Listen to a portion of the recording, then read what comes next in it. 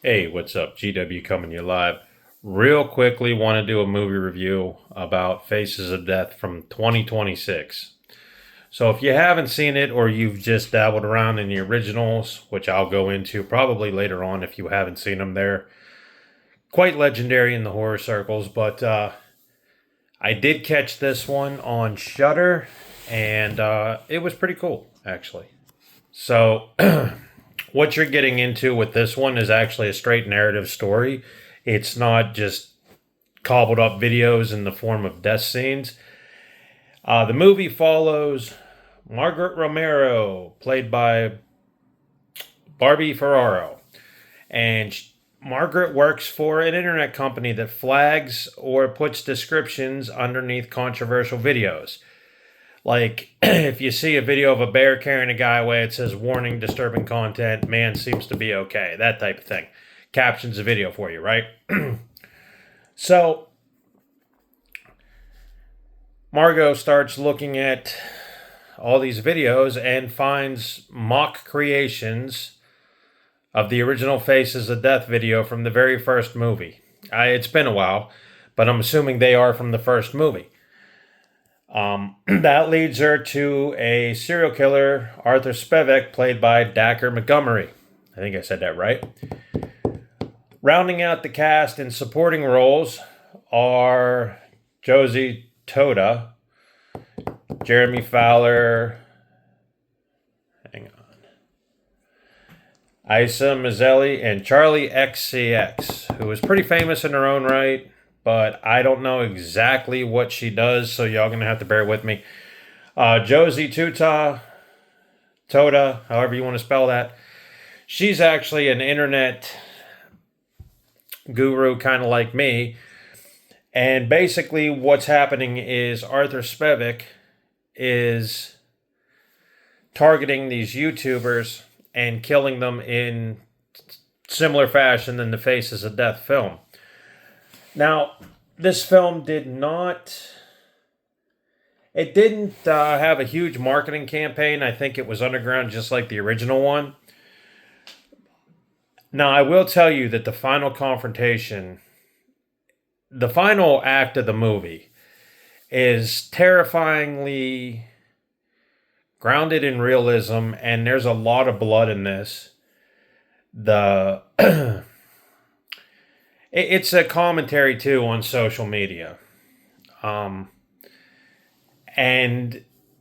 it shows the impact of violence on videos in the digital age, how everything went from VHS streaming. Now it's readily available to everybody. Everybody can go check it out.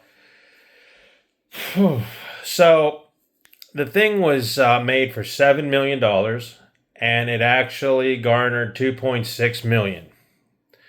So one could argue it didn't really do that good. It's on Shudder. It was on Shudder. Premiered July 15th of this year. That's when I watched it. Now, up until I did watch it, this is a film that I'd probably dismiss or go, yeah, okay. But actually, if you take it for what it is, it's a very, very interesting horror movie.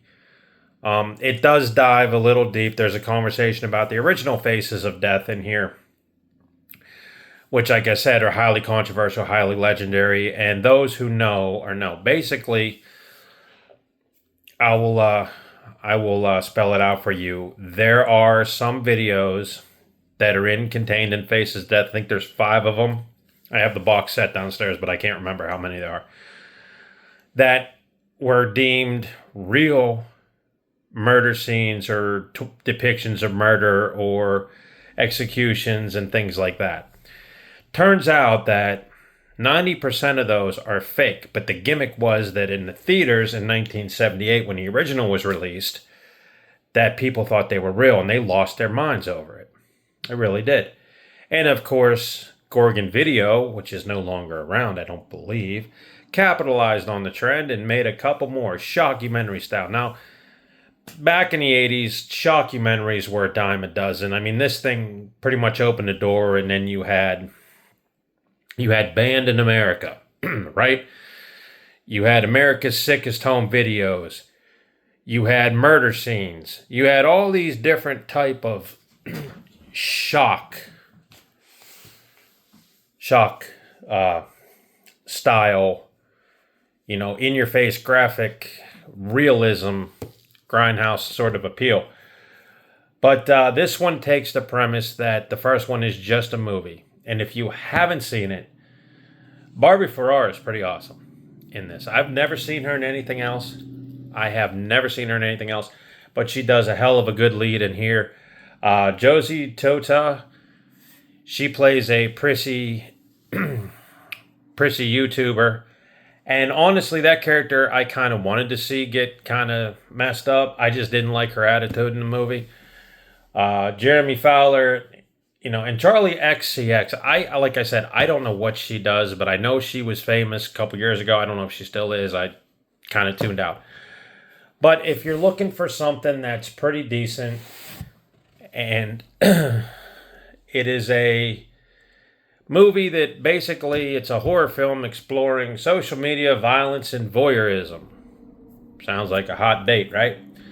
But to be honest, it kind of came out of nowhere, this film, to be fair with you.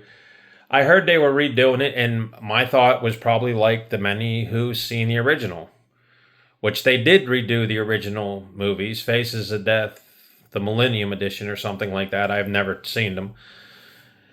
Because to be fair, I mean, how many times you going to get a camera crew to go into a crime scene and see a guy's head blown off and see the same corpse? I mean, after a while, the shocking becomes mundane, which becomes normal, which becomes less shocking anymore, correct? Right. But one thing I will give this movie, it does have a lot of callbacks to that movie, the original Faces of Death. And one of them is the professor, Dr. Francis Gross. He was the one that narrated all the original home videos, and his voice plays a good has a good impact in this film. So on Shudder right now, I would suggest watching it before you go buy it. I think this is a watch before you buy type deal.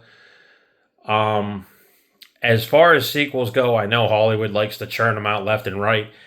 I don't know. I mean, you could make a sequel. Obviously, they make sequels out of everything. But I don't know if one sequel is warranted for this. So this is like a rainy day, sort of kids are at school, nothing's going on. You want to see something a little bit edgy, a little bit extreme with with a commentary on it. I suggest watching this. That's my take. And like I said, I'll give it 3 out of 5 stars. There's a lot of gore in this, a lot of gunshot victims. I mean, I could do the Joe Bob Briggs thing, but from what I remember, there's a throat cutting. There is a couple of women in cages. There's some fighting down in a basement, lower level basement. There is a training course / gun murder with machine guns. There is a mock execution, which could be real. And I just really don't remember because I didn't do this review right after I watched it. I've watched it a few days ago. Didn't really get a chance to do the review because I've been busy and being pulled around. And so, but yeah, it's pretty interesting. So check it out. 3 out of 5 stars. That's my take.